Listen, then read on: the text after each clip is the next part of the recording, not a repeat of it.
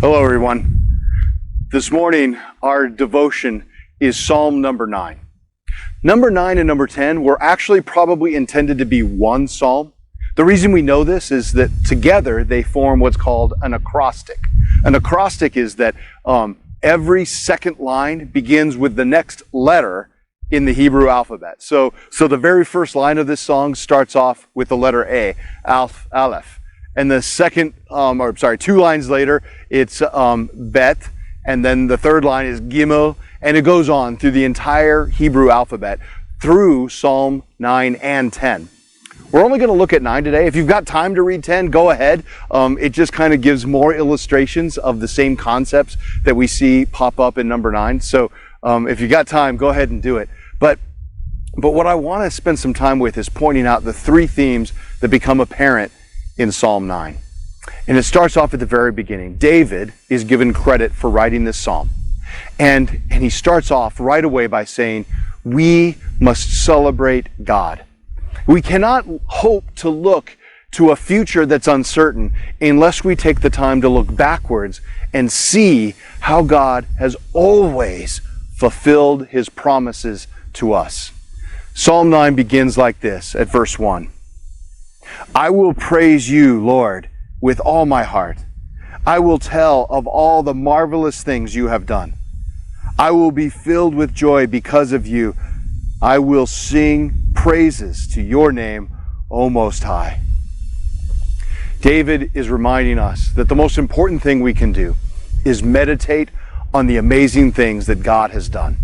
And when we are grounded in God, then it allows us to look to that uncertain future with a whole lot more hope. The next thing I want you to notice is he refers to the nations throughout this psalm. And it would seem that the nations is not a good thing. It is anyone who has chosen not to follow God's instructions or teachings. It's not limited to just foreign countries, but in fact can be the people of Israel who have chosen not to be following God's teachings. And basically what he says is that these people will receive justice, but it's the justice they deserve.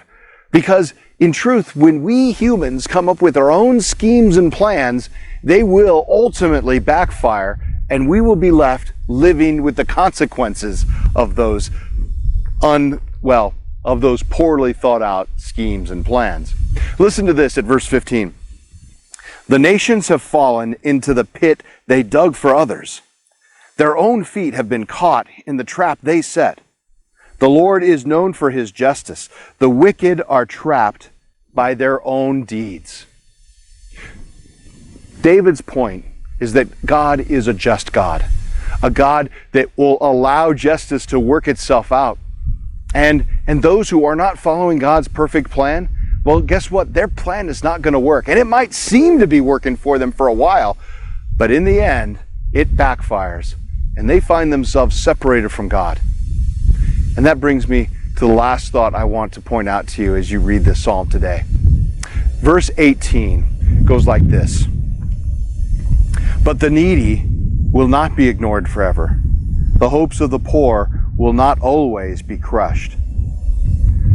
What strikes me about this is that the needy will not be ignored forever, which suggests they might feel like they're being ignored right now. The hopes of the poor might actually feel like they're being crushed, but they won't always be crushed.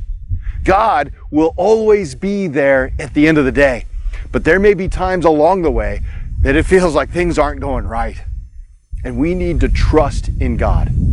And so that's what I want you all to take away with today, is that we are to trust God even when the uncertain future seems to be weighing heavily upon us and we're not sure how it's going to work out.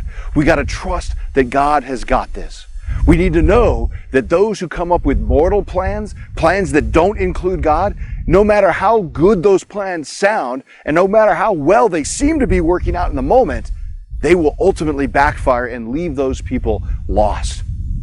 We need to spend our time celebrating what God has already done for us, seizing on to that witness and sharing the good news of Jesus Christ with the world around us.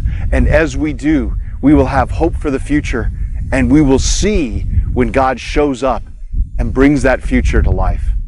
So that's my message to you, friends. Have a great day as you celebrate what God has done and anticipate the amazing things He will keep doing in our lives. Amen, and have a great day.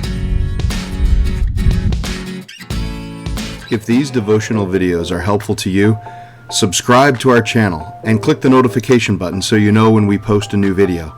And of course, please share them with others.